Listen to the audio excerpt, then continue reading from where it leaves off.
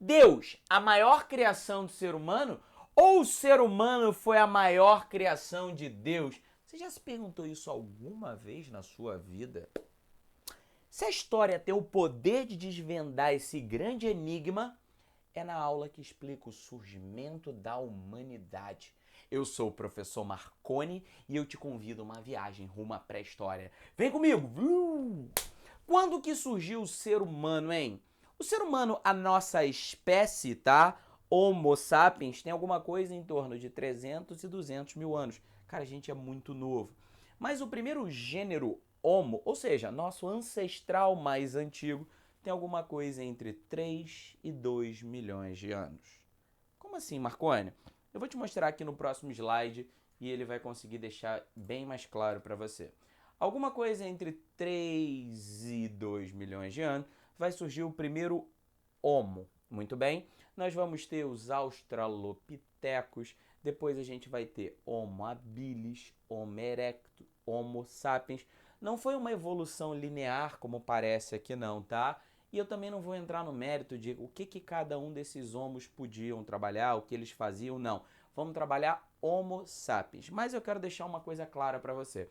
Todos esses homos, todos, sem exceção, surgiram na África. É por isso que a gente diz que a África é o berço da humanidade. Esse bicho fascinante que você está vendo aí, o Homo sapiens, ele tem características maravilhosas. É muito inteligente, tem polegar opositor. Tenta pegar objetos sem o polegar opositor. Você vai ver a dificuldade que é. Tem capacidade de comunicação. Eu estou aqui me comunicando para você. Tem capacidade de adaptação em qualquer canto do planeta. Tem um ser humano vivendo. O ser humano é incrível. Deserto, meu irmão. Não era para ter ninguém ali. Tem alguém vivendo. Um frio desgraçado. Tem um cara lá fazendo casa de gelo. Você pega o esquimó. Capacidade de adaptação muito grande. O ser humano é um ser fascinante. Tá.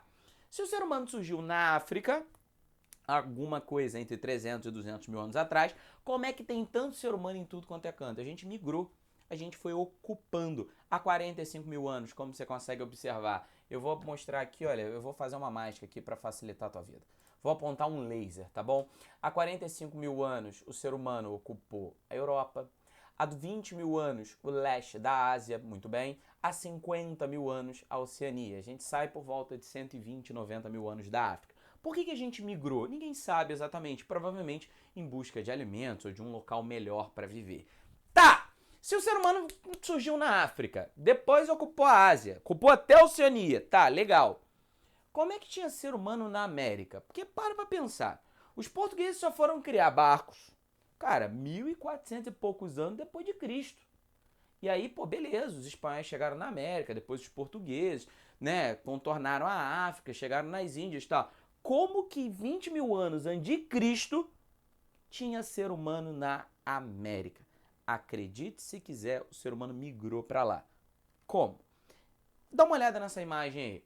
Essa imagem, ela mostra para você como é que estava o mundo entre 19 e 12 mil anos.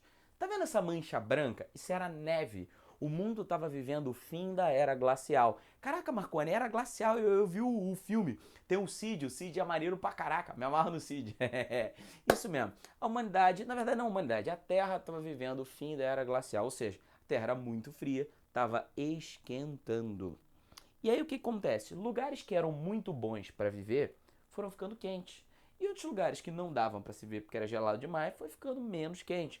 Isso possibilitou muita migração, tanto de ser humano como de muitos bichos. Foi nessa que a gente criou uma das teorias mais famosas para explicar como que o ser humano chegou na América. Observa aqui, no extremo leste da Ásia, é muito próximo do extremo oeste da América. Não entendi, Marconi, como assim? Tu sabe que a Terra não é plana, a Terra é redonda. Se tu acredita que a Terra é plana, pelo amor de Deus, sai desse canal aqui que nada que eu vou falar aqui vai te ajudar não, irmão. Vamos lá, a Terra é redonda, você sabe disso, pelo amor de Deus, né? Pelo amor de Deus, confia em vocês, que é isso? Então a Terra, como você sabe, ela é redonda. E o extremo oriente, ele é próximo da extremidade da América. Ali existe um mar que separa esses dois cantos. É o que nós chamamos de Estreito de Bering. Mas por causa da era glacial, essa região estava congelada. Então a principal teoria que explica como que o ser humano chegou na América seria caminhando da Sibéria, da Rússia, até o Alasca, na América. A gente chama isso de teoria de Clovis, que explica a passagem pelo Estreito de Bering.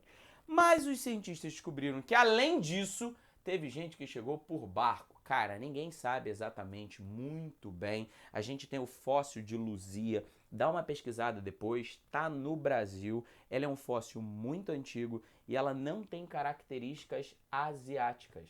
Ela tem características africanas. Então, talvez tenha rolado até grandes navegações no período entre a África e a América. Ninguém sabe muito bem, tem mais dúvidas do que certeza, mas não é o foco dessa aula. É só para dizer que foi assim.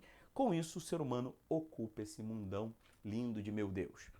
Ao ocupar esse mundão, começa o que nós chamamos de período paleolítico. Porque se o historiador gosta de um negócio, é dividir. Cara, qualquer período da história que você está estudando sempre tem divisão de subperíodos. E na chamada pré-história, que vai do surgimento da humanidade, 3 milhões de anos antes de Cristo, até a invenção da escrita, 4.000 anos antes de Cristo, esse período imenso chamado de pré-história, tem 3 subdivisões: paleolítico, mesolítico e neolítico. A gente vai explicar de forma muito gostosa, muito divertida todas elas. Mas antes eu quero te falar uma coisa. Eu criei esse canal para facilitar a tua vida, tá? E aí, como que eu vou facilitar a sua vida, meu aluno, minha aluna? Eu resolvi fazer o seguinte: conversar com os meus alunos e as minhas alunas, e todos eles me falavam o seguinte: Marconi, o legal do YouTube é que a gente pode ver a hora que a gente quiser. Só que o legal da sala de aula é que, pô, tem um quadro. Então você vai escrevendo no quadro e a gente vai escrevendo junto com você. Então eu resolvi fazer nesse canal aqui, para facilitar a tua vida, o melhor dos dois. Você pode estar assistindo esse vídeo de manhã, de tarde ou até de madrugada, se você quiser. E aqui do lado vai simular um quadro. Conforme eu vou falando, as palavras vão aparecendo. Para parecer que eu estou escrevendo. Para você ir escrevendo junto da aula. Para você poder ter no conforto do seu lar a melhor sensação da aula presencial, do sentido de estar escrevendo um quadro.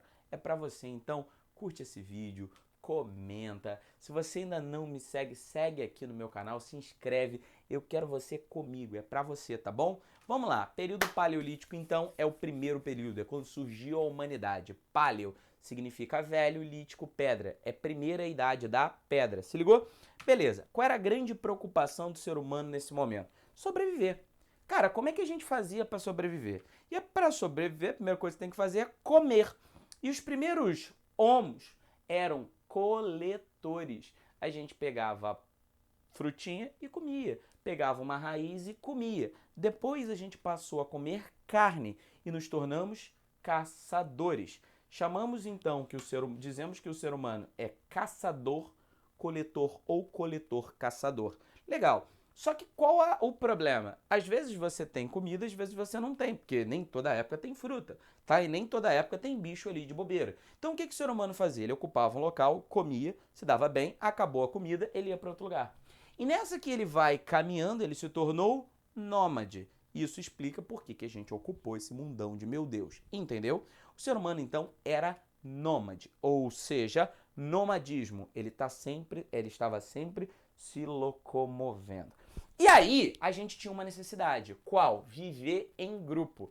Não entendi, Marconi. Cara, você acha que um ser humano no meio da savana sobrevive? Umzinho só? É muito difícil. Porque a gente não é o que enxerga melhor, a gente não é o que corre melhor, nem o que nada melhor. A gente é inteligente, mas sozinho a gente é muito fraco, muito vulnerável. Então o ser humano consegue perceber o seguinte, que sozinho ele vai morrer. Ele tem que viver em grupo. Só que o grupo também não pode ser muito grande, porque não tem comida para todo mundo. Então a gente vai formar o que nós chamamos de os primeiros clãs humanos, ou as tribos, ou simplesmente sociedade clânica ou sociedade tribal. Como assim? A gente vivia em grupos de 30 a 80 pessoas. E esses grupos, eles dividiam tarefas. Um caça, o outro prepara a comida, o outro protege a caverna, o outro ensina os mais novos, um produz arma. Tinha uma divisão ali, era uma divisão muito natural. Os mais fortes vão para caça, os mais habilidosos ficavam ali preparando objetos. Tinham essa divisão e eles tinham relações endogâmicas. Irmão fazia filho, irmã filha com pai, mãe com filho, é uma doideira. A gente era bem bicho nesse sentido aqui. Muito bem, então a gente ocupava um local, comia, formava um grupo ali, acabou a comida, vai para outro e a gente se virava desse jeito, locomovendo, conhecendo outros lugares. Tá, o que a gente começou a preparar nesse período? A primeira coisa que a gente começou a utilizar foi osso. Você vê uma carcaça de animal, pensa, pô, tem um osso. Pega a tua mão e dá um soco, meu irmão, na parede. Pá! Ah! Dói. Agora, se você pega um osso e bate na parede, dói muito menos. A gente usa ferramenta. A gente quer facilitar a nossa vida. Madeira também foi utilizada, mas a nossa principal ferramenta mais utilizada, assim, essa que foi utilizada amplamente foi a pedra, porque ela era mais resistente. Rapidamente a gente descobriu que a gente podia moldar a pedra para que ela se tornasse um objeto pontiagudo, facilitando no corte. A gente pegava a pedra, olha essa imagem aí para te ajudar. Você pega uma pedra maior, pega uma pedrinha menor e começa plaut, plaut, plaut, plaut, plaut, batendo até que ela ficasse uma espécie de faquinha de pedra. Esse processo é chamado de lascar a pedra. Um dos outros nomes do período paleolítico é peidade da pedra lascada. Entendeu? Paleo velha, lítico pedra, pedra velha, tipo isso, primeira idade da pedra, ou idade da pedra lascada. E vamos lá lascar pedra. Tá no outono, seco pra caçamba, e tá aqui, ó, pipt, pipt, pipt, pipt. Imagina você mandar uma fasquinha pro meio, pra folhas secas. Imagina o fogo. Imagina o primeiro ser humano que obteve fogo. Imagina você olhar ali e ver o fogo. Imagina a sensação, o poder, meu Deus! Você pegar o fogo, pegar uma tocha na madeira, poder encontrar um animal e bater pá no dente de sabre com fogo na cara dele, o dente de sabre correr e você sentir pela primeira vez que você é mais poderoso que um grande bicho. Ah! O fogo mudou a humanidade. O controle do fogo possibilitou que a gente iluminasse, enxergasse no escuro. Calor, numa época tão fria, o calor era fundamental. Proteção. Você já viu Largados e Pelados? Os caras, eles ficam num local, botam ali o fogo protege. Mais que chame a atenção dos animais, ele protege. E a gente pôde cozinhar os alimentos. Cara, isso muda tudo, tá? Isso muda tudo. Eu vou beber água aqui. Isso muda tudo. Cozinhar os alimentos, você não tem noção de como isso muda tudo. Marconi, eu não entendi. Já comeu mandioca? Já, né? Claro. Aipim, em algum lugar, se chamam também. Mandioca não dá para comer cru. A gente cozinha. Muitos alimentos só é possível comer depois que se cozinha. Ao cozinhar os alimentos, ocorre uma mágica na química, da biologia, os professores vão explicar melhor para vocês, que você ajuda a quebrar muitas moléculas, de tal forma que o nosso sistema digestivo ele consegue quebrar melhor as moléculas dos alimentos cozidos do que cru. Não entendeu? Eu vou te explicar. Ao cozinhar os alimentos, a gente pôde mandar mais nutriente para o nosso corpo. Melhor, o nosso corpo pôde absorver mais nutrientes dos alimentos. Para você entender, imagina que o ser humano é uma Ferrari. Até esse momento, ele era uma Ferrari usando gasolina aditivada. Desculpa, a gasolina batizada, né? Então ele... horrível. A partir daqui, com o cozimento dos alimentos, é como se a gente mandasse gasolina aditivada. Blue Podium! Petrobras, me patrocina aí que gasolina tá muito cara, hein?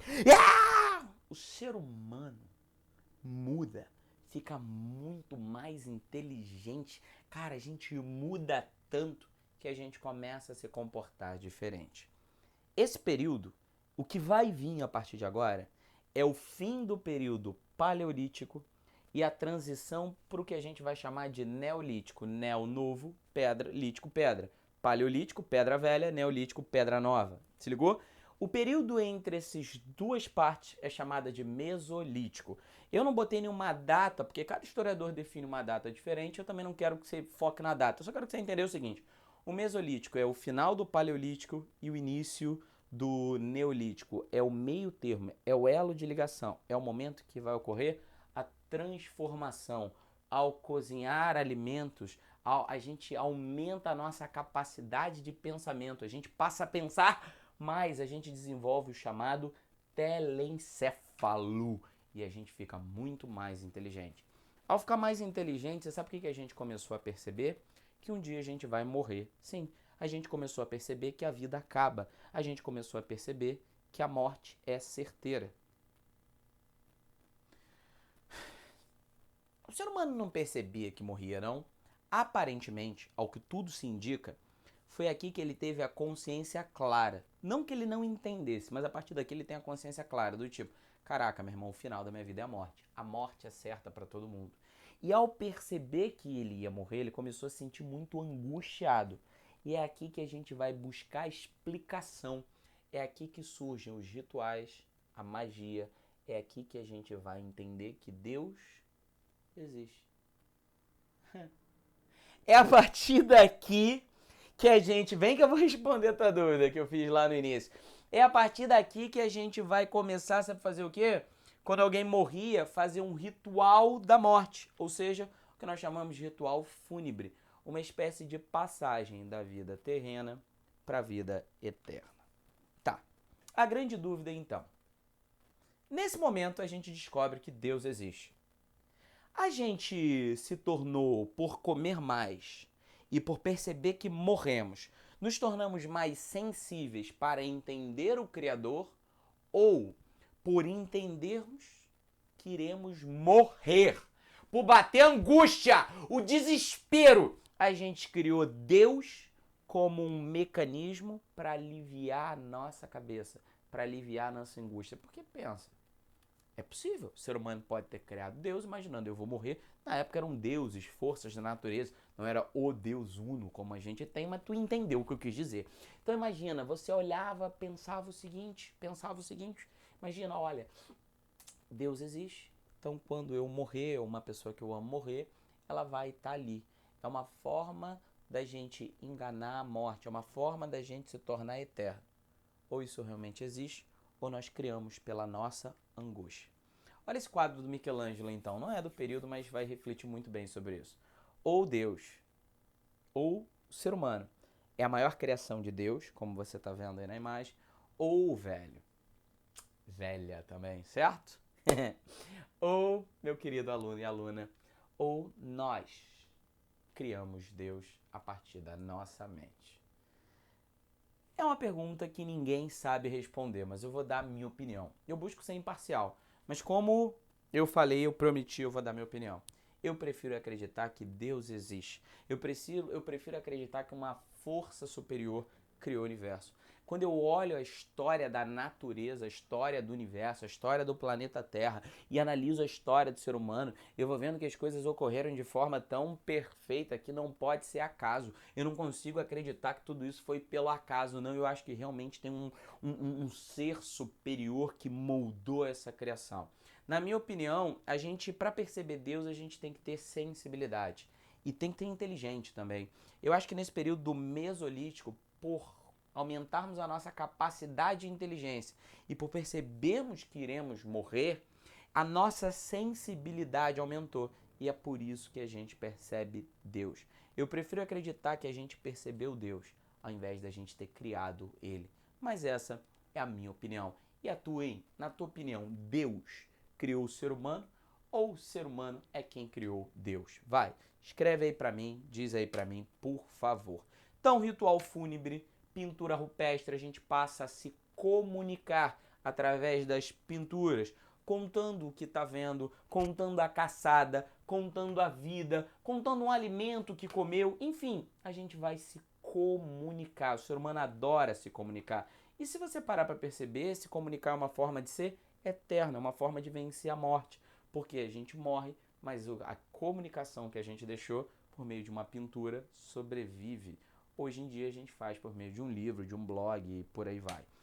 Seguindo, tá? Esculturas. O ser humano começou a fazer esculturas. É o caso dessa, a Vênus de Willendorf, encontrada no Mesolítico, lá na Áustria, numa região chamada de Willendorf. Ela representa como deveria ser uma mulher. Esse era o padrão de beleza. A mulher que é mãe, beleza? Show de bola? Legal. Aprimoramento da comunicação. A gente pôde se comunicar melhor até que a maior revolução acontece. Marconi, qual é essa grande revolução? Qual é essa grande transformação? Marconi, me conta! Agricultura. Hã? Ninguém sabe exatamente como surgiu não, tá? Ninguém sabe. Mas por volta de 8,5 mil anos antes de Cristo, o ser humano descobriu que ele podia modificar a natureza, que ele poderia pegar uma semente, colocar numa terra úmida, esperar e ali nascer uma planta. E se você soubesse manipular a terra, se você soubesse escolher muito bem a planta, você podia criar alimentos. Imagina se você tivesse uma fábrica de fabricar dinheiro, sabe? Pô, ia ser incrível. Fábrica de fabricar enfim, desculpa. Uma fábrica de dinheiro, né? Imagina que você tivesse uma fábrica de dinheiro.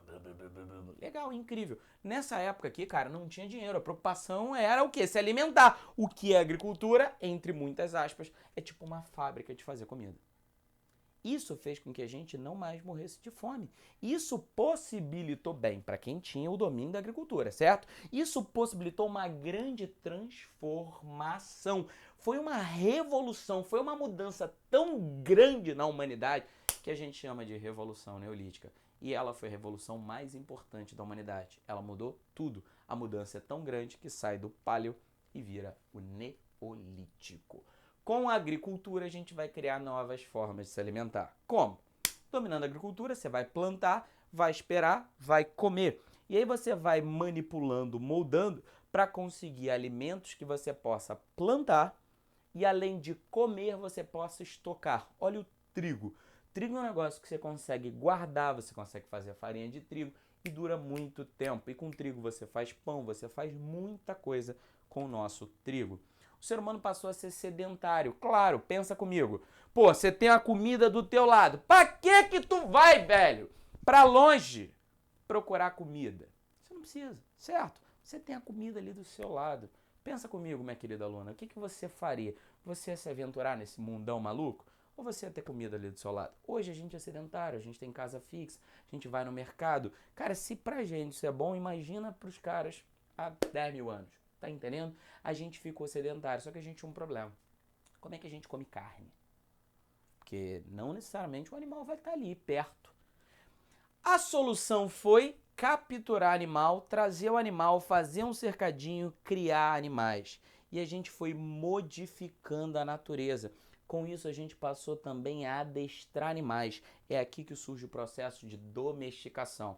O lobo a gente transformou em cachorro, o nosso amigo que ajuda na caçada. Os felinos pequenos nós transformamos em gato, o animal que expulsa os ratos da plantação. Os grandes equinos nós adestramos para transporte, cavalo. O boi nós adestramos para utilizar no arado, para melhorar a agricultura. As cabras nós também adestramos para que nós possamos ser nômades e transportar sempre um animalzinho e comer esse animal, a carne dele, dar leite, uma série de outras coisas. É nesse período que começa, então, a domesticação. Tá, e aqui a gente surge, então, um problema. Qual o problema desse período aqui? É o seguinte, a gente tem comida, isso é bom, mas como é que a gente faz para proteger esse pedaço de terra? Porque 50 pessoas estão vivendo com comida. Só que você imagina que no entorno tem 1.000 que não dominam a agricultura. Tem um grupo de 50 aqui, outro grupo de 50 ali, outro grupo de 50 ali. Eles vão tentar invadir, eles vão tentar roubar a comida, eles vão tentar comer a comida. E isso pra gente é perigoso. Imagina que o nosso grupo tá se sentindo ameaçado. Como é que a gente vai fazer, hein? Como é que a gente vai se proteger, hein? A gente tem que aumentar a população. Tem que ter mais gente trabalhando, tem que ter mais gente protegendo, tem que ter mais gente construindo, a gente tem que aumentar esse negócio. Mas como é que a gente aumenta? Vamos fazer filho? Mas até o filho crescer demora. A gente precisa de uma solução para hoje. E a humanidade resolveu fazer um negócio arriscado. Convidar outras tribos, ou seja, outros clãs, para viver junto, para morar no mesmo lugar. Então imagina em torno de uma plantação 10 tribos de 50, formando um grupão de 500. Você tem irmão? Me diz aí se tu tem irmão. Se tu tem irmão, tu já deve ter brigado com teu irmão. Mesma criação, mesma educação, mesma casa, mesmos valores, mesmos pais, você sai na porrada com teu irmão. Ou com a tua irmã, né? Enfim, irmã com irmã, irmão com irmão, irmã com irmão e por aí vai, né? Imagina você viver com tribos diferentes no mesmo lugar. A chance de ter briga era muito grande. O ser humano, então, ele inventou um negócio para melhorar a convivência. O que? Reciprocidade. Ah! Não entendi, Marconi, como assim reciprocidade? Você pode me explicar? Você pegava. Imagina que você percebe que a outra tribo tem dificuldade para pegar água do rio. Você fez uma garrafa, sei lá, de barro, e pega a sua garrafa de barro e entrega para outro grupo. E fala, é um presente. Você mostra que você gosta. A pessoa que recebe o presente, ela fica feliz, ela se sente nessa necessidade de retribuir. Cara, ela tem uma rede de pescar boa. Então ela pega essa rede de pescar e te entrega. E você dá um presente, recebe outro. Dá um presente, recebe outro.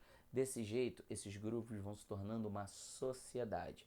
Como é que você faz para conseguir um amigo na vida? Reciprocidade. Você conhece uma pessoa legal, você conta um pequeno segredo. Se a pessoa escuta, ela não pode contar. Se ela contar para outras pessoas, a amizade quebra. E outra pessoa faz o quê? Conta um segredo também. Você conta um outro segredo, a pessoa conta outro segredo. E assim você vai construindo uma relação.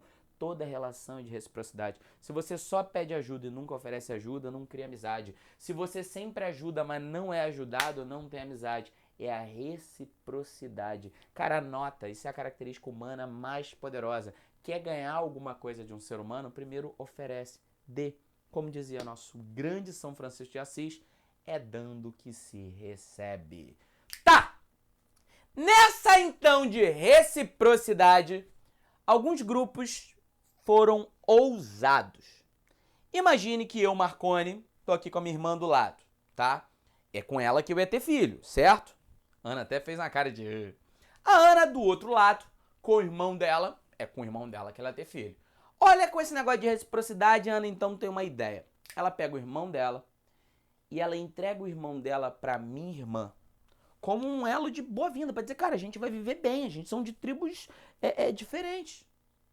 Eu então, para retribuir o favor, minha irmã, para retribuir o favor, me pega no braço e entrega pra Ana. Ou seja, a gente faz um casamento com pessoas fora do clã, que hoje a gente entende como família, tá? E a gente faz isso diferente. Cara, isso cria um elo de ligação muito poderoso. Imagina que anos depois, o irmão da Ana, o Marcelo, quer me matar. Pô, ele tá puto comigo porque eu tô, sei lá, comendo muito pão. Sabe, eu tô pegando trigo, tô fazendo muito pão, não tô dividindo com ele. Né, eu sou do bonde Arthur do BBB, comedor de pão. E eu tô fazendo isso, cara, imagina. Marcelo quer me matar, mas ele para e pensa, não posso matar o Marconi, cara. Ele é casado com a minha irmã. O filho dele, que é meu sobrinho, que eu amo, tem esse cara como pai. Ao fazer isso que nós chamamos de tabu do incesto, a gente obrigou que o ser humano saísse da sua bolinha e formasse relações melhores, que formavam relações maiores, que formavam relações melhores. Esse processo faz com que a gente deixe de se viver em clã para viver em sociedades familiares como a gente tem hoje. O que começou, isso ao criar algo tão grande faz com que nós nós tenhamos a necessidade de criar elos ainda maiores, como a religião, a língua, a cultura local. Isso é fundamental. A gente deixa de ser clã e vira o ser humano que a gente conhece hoje. Nem todos os grupos fizeram o tabu do incesto, ou seja, pararam de fazer sexo com os irmãos. Todos, absolutamente todos, que não pararam com o hábito morreram. Ou seja, todo mundo que praticou o tabu do incesto, bem, né, vamos lá, deixa eu melhorar isso. Todos os grupos humanos que praticavam... Caramba, peraí, vamos lá. Todos os grupos humanos que não faziam o tabu do incesto morreram. Todos.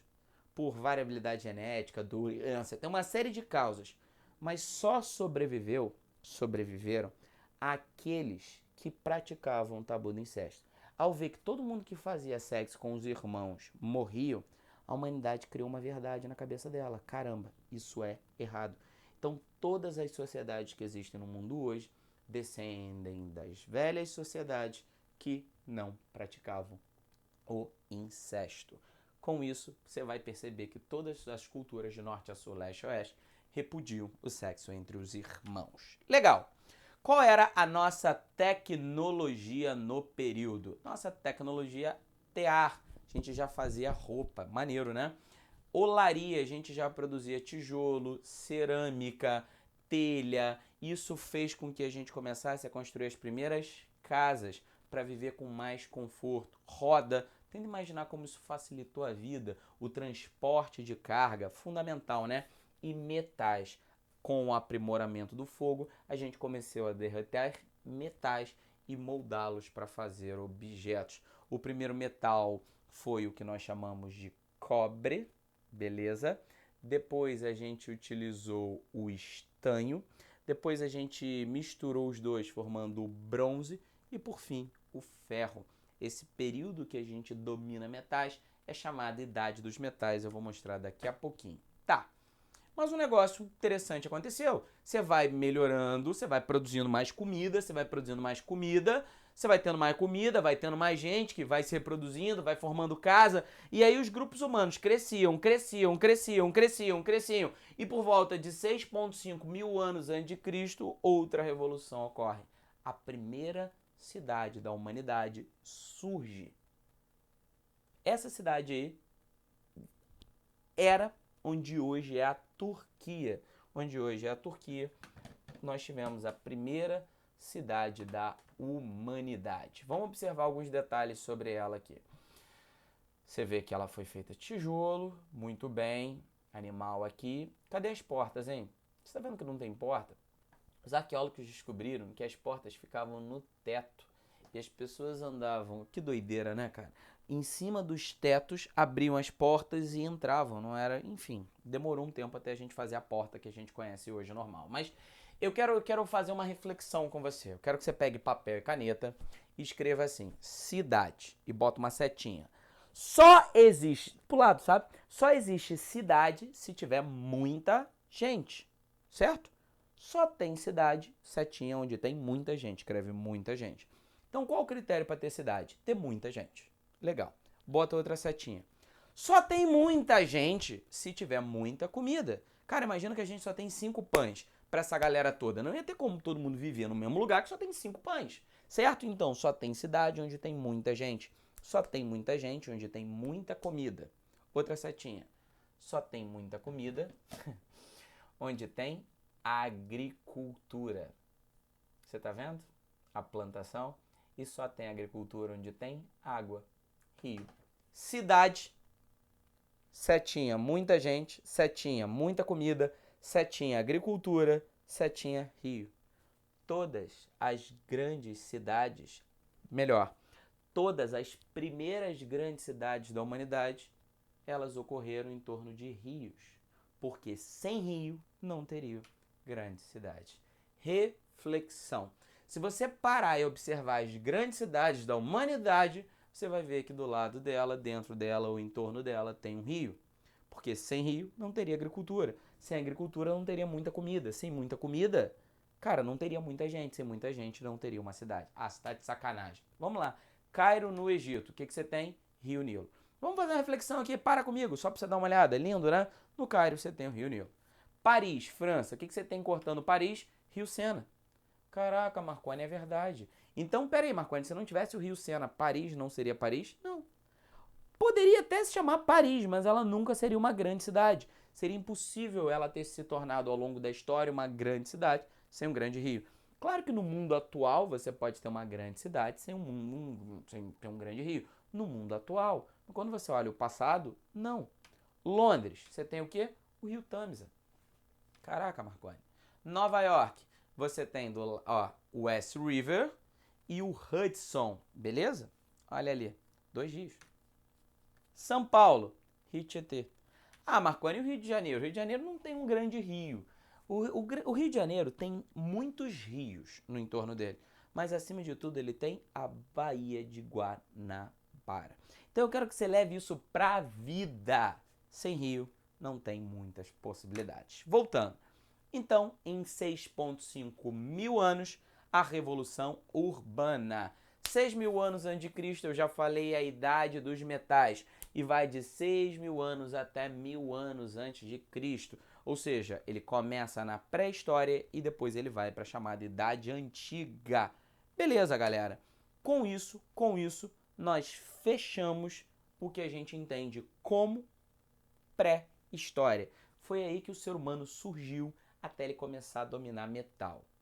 A próxima aula a gente fala sobre Mesopotâmia, só que aí fica um gap na cabeça do aluno, tá? E como é que a gente foi dali para a civilização? O que é civilização? Como é que funciona isso? Sabendo exatamente sobre isso, eu separei esse final de aula para te explicar como é que foi o processo que a gente sai da chamada pré-história e entra para a história. Como surgem civilizações. Primeiro, o que é uma civilização? A palavra vem do latim civitas, que significa cidade. Civilização é a capacidade de criar uma sociedade tão organizada que você possa viver numa grande cidade.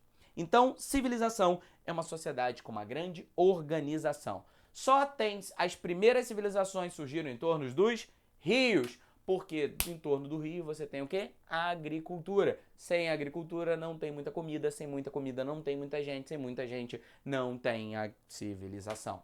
Legal. Com muita comida você passa a ter o quê? Um crescimento populacional. Se você tem muita gente, você tem uma mão de obra abundante. Só que muita gente, a chance de confusão é muito grande, um brigar com o outro. Como é que você faz para essas pessoas não brigarem? Surge o líder. É por isso que quando você observa as civilizações humanas, você sempre vê a figura do líder. Porque o que o líder faz? Ele organiza a sociedade. Como? Dividindo tarefas. Cara, você vai produzir comida. Olha, você vai plantar. Você vai cozinhar. Não, você é bom de briga. Você vai proteger. Cara, você entende o religioso. Você entende sobre a fé. Muito bom isso da sua parte. O que você vai fazer? Você vai rezar. Então ele divide as tarefas. Cada um fazendo o seu papel. A sociedade se organiza. Organiza a agricultura. Disciplina o trabalhador. Faz obras. Isso está ocorrendo na transição da chamada pré-história para a chamada Idade Antiga. Vamos entender? Primeiro a gente tem um papel do líder. O que o líder faz? Ele organiza a população. População organizada faz obras hidráulicas. Como assim? Pega o rio, leva o rio para a plantação, estoca água, faz dique, faz navegação por esse rio muito bem. Com obra hidráulica a gente tem muito alimento. Com muito alimento a gente passa a ter o quê? Um grande crescimento populacional. Com um grande crescimento populacional, as pessoas passam a cada um fazer uma função, você gera uma diferenciação social, ou seja, uma certa desigualdade. Como que a gente organiza isso? Com o papel do líder. Somando tudo isso, você tem as civilizações. Sabe qual foi o primeiro local que saiu do estágio anterior para o estágio de civilização, a primeira civilização da humanidade? A Mesopotâmia. Os sumérios da região da Mesopotâmia. Eles inventaram a escrita, eles inventaram a matemática, eles inventaram a contagem do tempo e eles criaram o mito, pelo menos do que a gente tem notícia, mais antigo da humanidade. Eles criaram leis, eles criaram muito do mundo que a gente conhece. E sabe como que era a Mesopotâmia? Eu só posso falar 3 coisas. Pontim, pontim, pontim. Te aguardo semana que vem, no próximo vídeo, quarta-feira, meio-dia, eu te conto sobre a Mesopotâmia. Fui, galera! Obrigado por ter assistido até aqui. Se você ainda não está inscrito no canal, se inscreve, comenta, diz que gostou, dá um like, isso ajuda muito. Muito obrigado. Aguardo você comigo, quarta que vem, meio-dia. Fui!